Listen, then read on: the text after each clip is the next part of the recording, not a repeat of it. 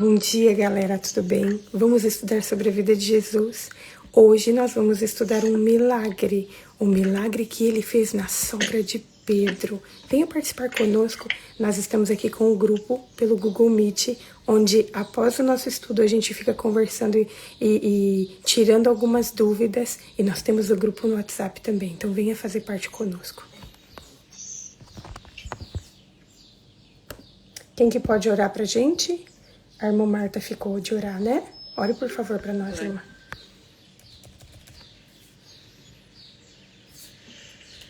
Pai, muito obrigada, Senhor, por este dia, Senhor, por que o Senhor nos acordou mais uma vez, Pai, nós podemos mais uma vez, Pai, ter, Senhor, a oportunidade de conhecer mais, Pai. Muito obrigada, Senhor, por esse estudo, Senhor, tão poderoso, tão bom, Senhor, qual o Senhor nos proporcionou estar estudando, Pai, a Tua palavra, Pai. Obrigada, Senhor. Usa, Senhor, a Tua filha, Pai, que vai dar esse estudo, Pai. E abre, Senhor, o nosso entendimento, a nossa mente, Senhor, para que nós possamos entender, Senhor, e colocar em prática a Tua palavra, Pai.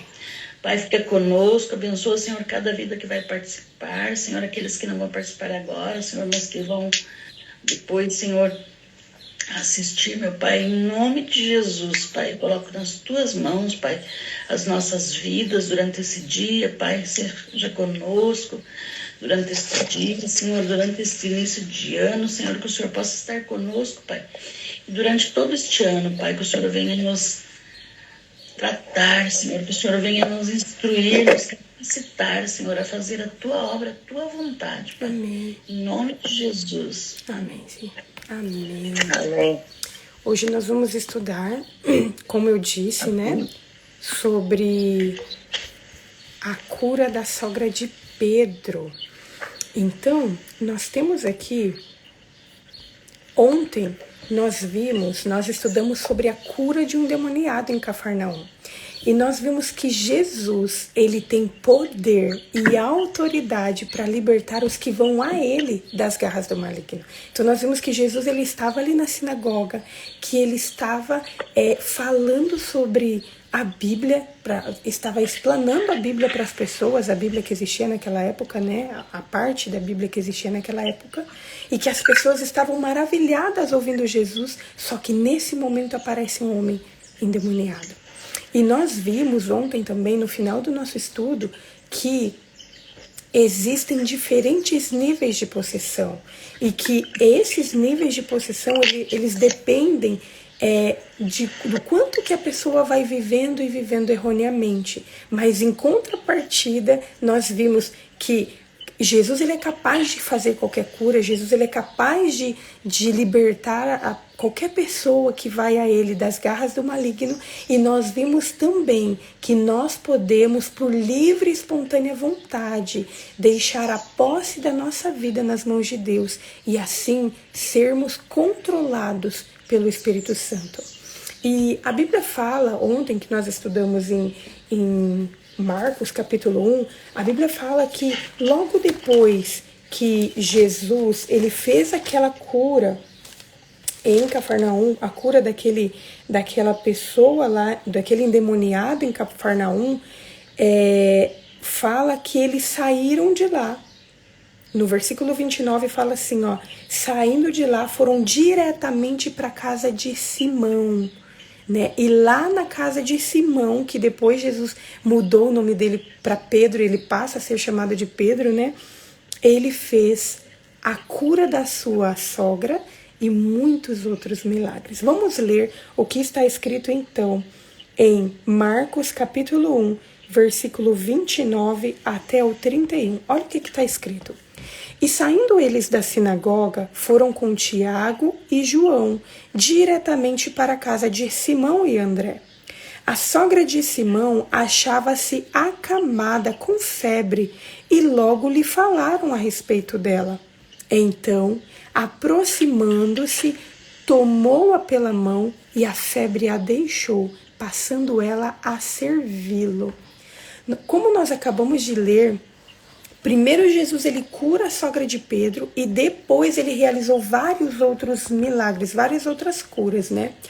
Quando a gente vai ver sobre a vida dos discípulos, Pedro é o único dos 12 discípulos da qual a Bíblia menciona especificamente que ele era um homem casado.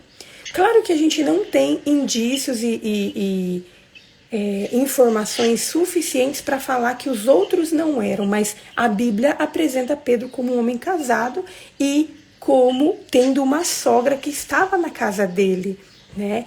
E a cura da sogra de Pedro é o primeiro milagre que é registrado pelos 3 autores sinóticos. Quais são os livros sinóticos? Mateus, Marcos e Lucas. E esse milagre é o primeiro que é relatado por esses dois, por esses 3 livros. Eu só peço que quem estiver com a Etna, se você puder me ajudar a fechar o áudio de quem tá ligado, porque tá me dando retorno aqui. Tá bom. Então, nós vemos esse milagre, ele é descrito aqui em Marcos, capítulo 1, né, do versículo 29 até o 31, mas também nós encontramos esse mesmo milagre em Mateus, capítulo 8, do versículo 14 ao 17, e em Lucas, capítulo 4, do versículo 38 a 41. Só que o mais detalhado, que apresenta mais detalhes, é o que nós acabamos de ler agora. Então, o que eu acho interessante é que a Bíblia não apresenta o nome dessa mulher. Fala apenas que ela era sogra de Pedro. E apresenta como ela estava de saúde. Fala que ela estava na cama, porque ela estava acamada, né? Ela estava tão debilitada que ela não conseguia ficar ali em outro lugar a não ser na cama. E fala que ela estava com febre. Quando a gente lê esse relato em Lucas, como ele era um médico, então a gente vê que ele diagnosticou ali de uma forma diferente. Diferente não, um pouco mais intensa. Fala assim, que não era uma simples febre, mas que era uma febre muito alta. E a Bíblia não relata o que levou essa sogra de Pedro, essa mulher, a ter essa febre. E nem fala quanto tempo ela estava com febre. Fala simplesmente que ela estava com uma febre muito alta e que isso a fez ficar na cama. Mas o que a Bíblia relata é que os discípulos confiavam tanto em Jesus que quando eles perceberam que ela estava com febre, que eles foram até Jesus e fala assim, olha, a sogra se achava acamada e logo lhe falaram a respeito dela. Os discípulos confiavam tanto em Jesus que eles compartilharam imediatamente esse problema físico que aquela mulher estava enfrentando. E então a gente vem para o processo de cura. E a Bíblia relata, nesses 3 livros, que Jesus ele fez 3 ações que são representadas por 3 verbos.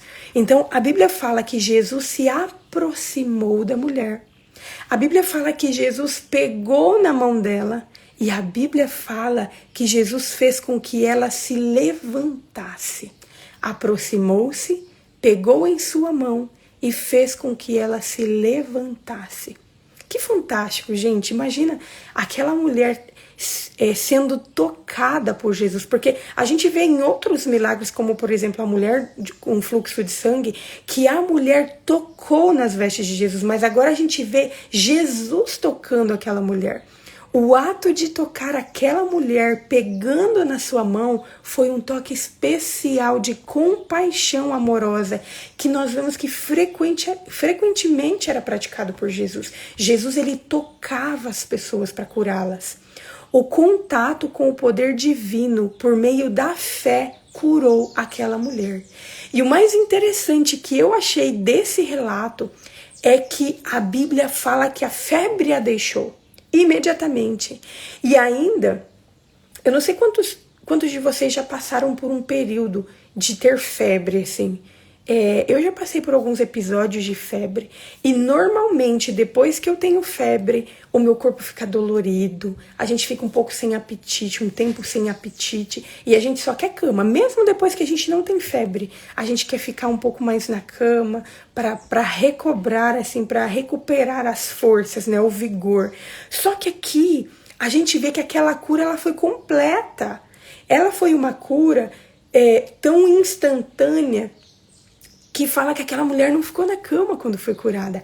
Ela levantou imediatamente, fala assim, ó, imediatamente ela se levantou e ela passou a servir. Ela passou a servir aquelas pessoas que estavam ali. E que exemplo para nós, né? Depois, e assim, olha, ela foi curada, ela estava mal, ela foi curada, Jesus foi até ela, Jesus aproximou-se dela, pegou na mão dela, fez com que ela se levantasse e aquilo curou ela e ela passou a servi-los. Ela não se contentou apenas com a cura e ficou ali deitada, utilizando isso como desculpa para ficar ali descansando ou para ficar recobrando as forças. Ela passou a servi-los. Depois que Jesus ele foi servido, que foi alimentado por aquela que havia acabado de curar, a Bíblia fala que após o pôr do sol, muitos outros enfermos endemoniados vieram à casa de Pedro para ser curados por ele, para serem curados por Jesus. E que ele curou a muitos de todos os tipos de enfermidades. Lucas fala que muitos vieram endemoniados e que Jesus ele curou.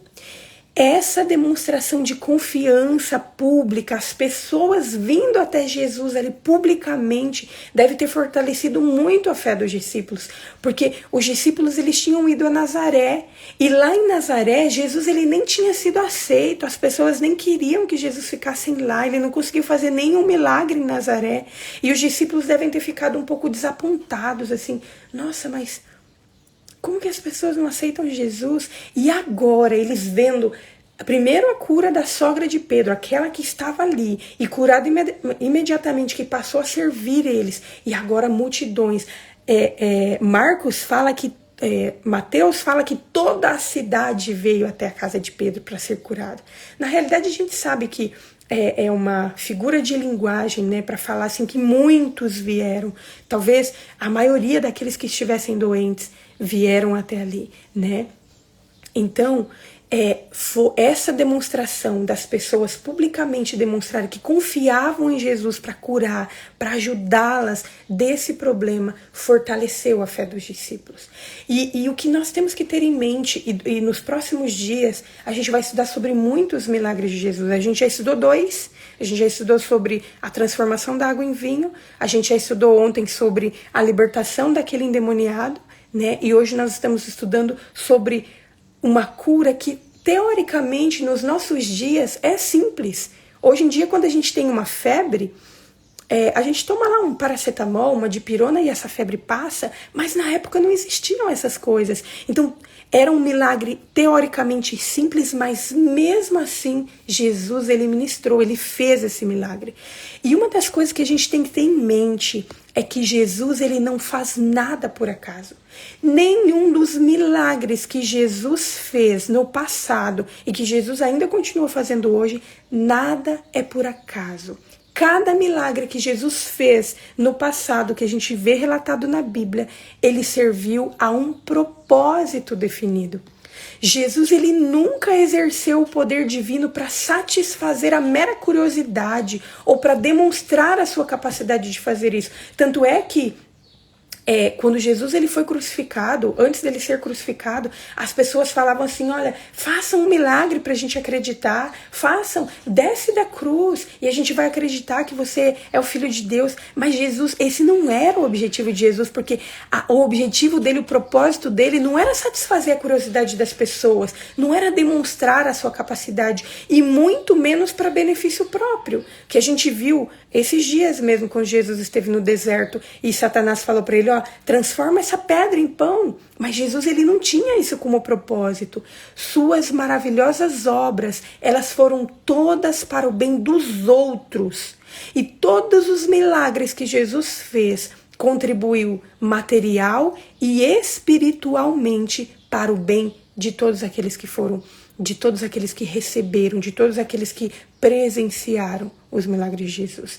Acima de tudo, os milagres de Jesus, eles testemunhavam de sua missão divina como salvador da humanidade. E era como se fosse um atestado para comprovar que a mensagem que ele estava pregando era verdade.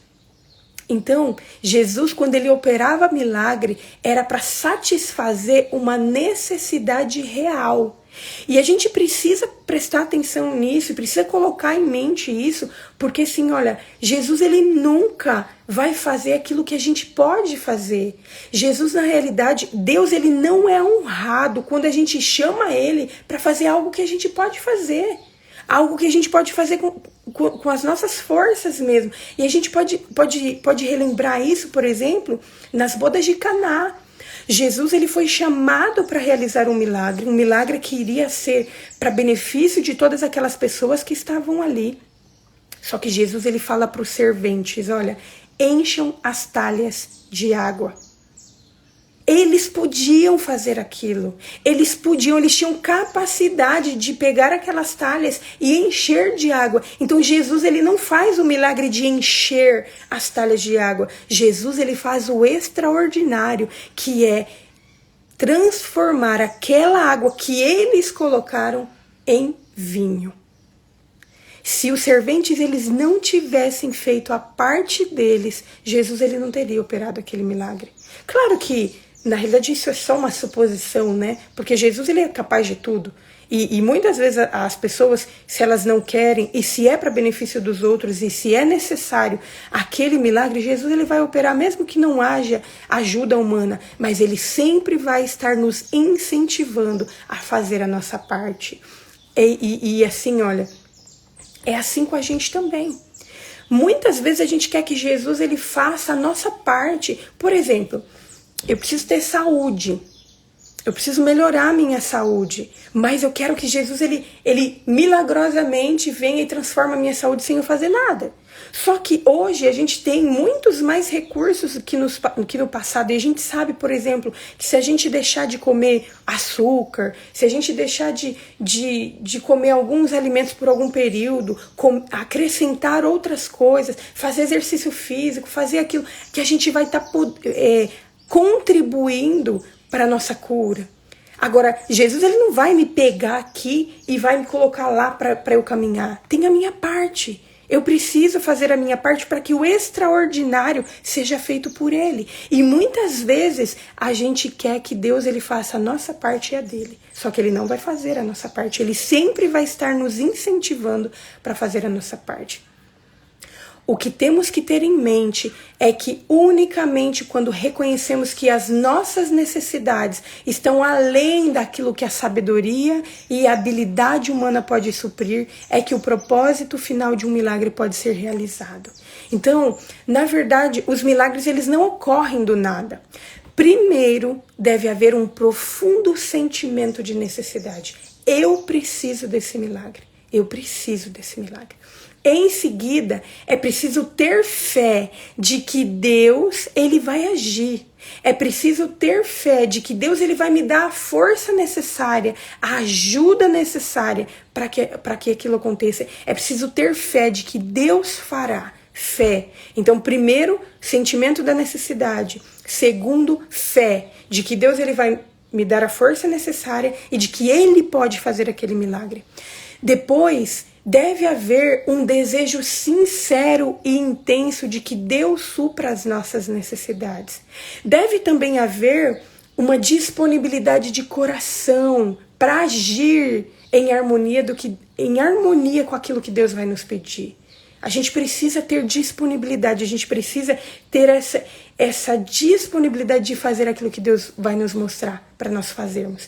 E, finalmente, deve haver disposição para, a partir de então, organizar a nossa vida em harmonia com os princípios do reino dos céus e dar testemunho do amor e do poder de Deus. Então, primeiro, sentimento de necessidade. Segundo, fé de que Deus ele pode. Terceiro, desejo sincero de que Deus ele supra as nossas necessidades. Depois, uma disponibilidade de coração e mente para fazer a nossa parte. Fazer, para agir. E, finalmente, disposição para organizar tudo aquilo que Deus nos mostrar que a gente tem que organizar.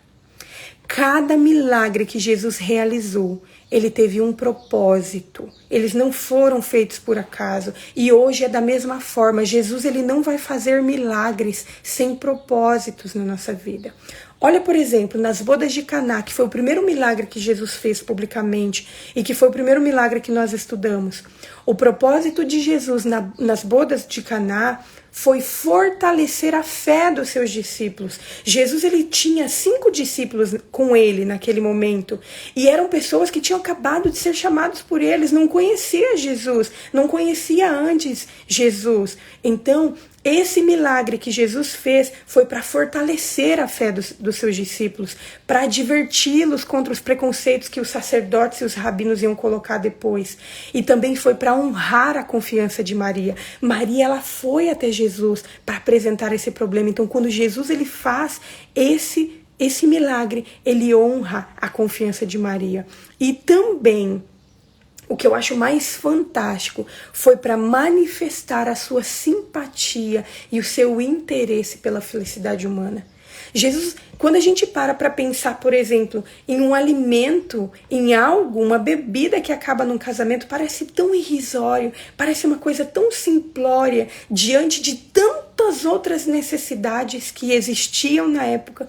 Mas Jesus, ele se preocupa com os mínimos detalhes. E ele se preocupa ali com a felicidade humana. Então, esse primeiro milagre, ele teve isso como propósito. Fortalecer a fé dos discípulos, honrar a confiança de Maria e demonstrar interesse na felicidade humana.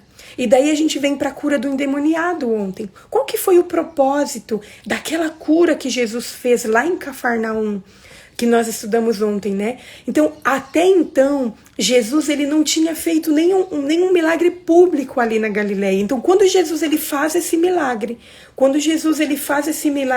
ali numa sinagoga, num sábado, que foi o segundo milagre que Jesus realizou no sábado, foi esse milagre desse endemoniado. Então, quando Jesus ele faz esse milagre ali para todo mundo da sinagoga, foi para inaugurar e dar publicidade ao seu ministério na Galileia. Foi para demonstrar a sua missão de libertar os cativos de Satanás. E como resultado desse milagre, a gente viu, olha, no versículo 28 do capítulo 1 de Marcos, fala assim, ó: então correu célere a fama de Jesus em todas as direções, por toda a vizinhança da Galileia. Com esse milagre, o resultado desse milagre foi que a própria multidão, as próprias pessoas que presenciaram aquilo foram as testemunhas e passaram a divulgar o trabalho de Jesus. A partir daquele momento, Jesus ele já não conseguia ficar escondido.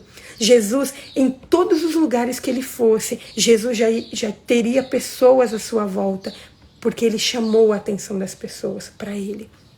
E o que nós aprendemos? Qual que é o propósito que Jesus teve ao curar a sogra de Pedro?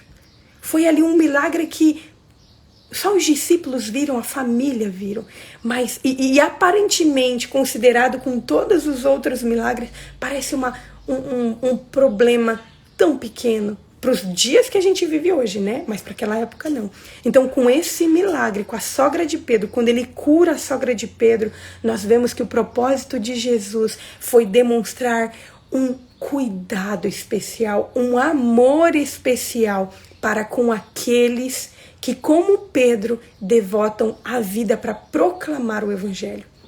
Pedro havia aceitado o chamado para proclamar o evangelho, para deixar todas as coisas, para muitas vezes ficar longe da sua família, para seguir a Jesus. E quando Jesus cura a sua sogra, Pedro está recebendo ali uma mensagem falando assim: Pedro, enquanto você está me seguindo, enquanto você está me acompanhando, enquanto você está me ajudando na minha obra, fica tranquilo que eu vou cuidar dos seus.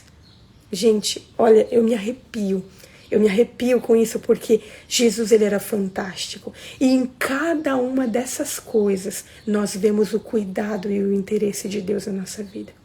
Você está precisando de um milagre na nossa vida hoje? Com a sogra de Pedro nós aprendemos: deixe Jesus se aproximar de você. Deixe Jesus segurar a sua mão e te levantar. O resultado vai ser tão extraordinário que vai ser impossível você ficar parado. Você, assim como a sogra de Pedro, vai se levantar e vai servir, vai querer servir Jesus imediatamente. Vamos orar? Vamos pedir para que Deus nos ajude a confiar plenamente nele. Vamos pedir para que Deus nos ajude a confiarmos tanto nele a ponto de levar a ele até os mais simples problemas que a gente passar. E confiar que ele é capaz de fazer qualquer milagre para nós, em nós e por aquele que nós amamos. Vamos orar. Querido Deus, nós te louvamos, Senhor, pela vida. Nós te agradecemos, ó Pai, porque todos os dias o Senhor tem nos dado uma porção da Tua palavra, uma mensagem especial para a nossa vida. E hoje, Senhor, nós aprendemos, ó Pai, que tudo que o Senhor faz na nossa vida, todos os milagres que o Senhor faz em nossa vida e todos os milagres que o Senhor fez no passado, todos eles tinham um propósito, Pai. E com a história de hoje, com a sogra de Pedro, Senhor, que nós estudamos hoje, nós percebemos, Senhor, que o Senhor tem um cuidado muito especial pelos nossos quando nós nos colocamos à sua disposição. E nós queremos, ó Pai, permitir que o Senhor se aproxime de nós. Nós queremos permitir, Senhor, que o Senhor toque a nossa mão, que o Senhor nos levante, ó Pai, porque nós queremos receber o Teu toque especial. Nós queremos ser curadas por Ti. Nós queremos, ó Pai, receber o milagre que o Senhor está disposto a dar em nossa vida para nós, e que nós queremos, ó Pai, que a partir do momento que formos tocados por Ti, nós não queremos ficar paradas. Nós queremos, ó Pai, proclamar o Teu Evangelho, nós queremos Te servir e servir a todas aquelas pessoas que o Senhor colocar em nosso caminho. Senhor, o Senhor sabe o desafio, o Senhor sabe os problemas que cada um tem enfrentado. O Senhor sabe, ó Pai, o que trouxe cada um dessas pessoas a estarem acordadas nesse momento, buscando a Ti por meio da palavra. Então eu te peço, Senhor, de forma especial, que toque o coração de cada uma dessas pessoas, Senhor. Ajude essas pessoas a sentirem o Teu toque especial, a perceberem que o Senhor está próximo e a confiarem plenamente em Ti, Senhor. E que um dia, Senhor, todas elas possam testemunhar do teu toque, do Teu milagre realizado na vida de cada um. Nós entregamos a nossa vida em Tuas mãos, nós entregamos o nosso dia em Tuas mãos, gratos por tudo que o Senhor já fez na nossa vida, gratos por tudo que o Senhor está fazendo na nossa vida e gratos por tudo que o Senhor fará em nossa vida. Nós Te pedimos e nós Te agradecemos tudo isso, em nome de Jesus. Amém. Amém. Nós já voltamos aqui, deixa eu só encerrar com o pessoal do Instagram aqui para compartilhar. Eu já volto aqui com vocês.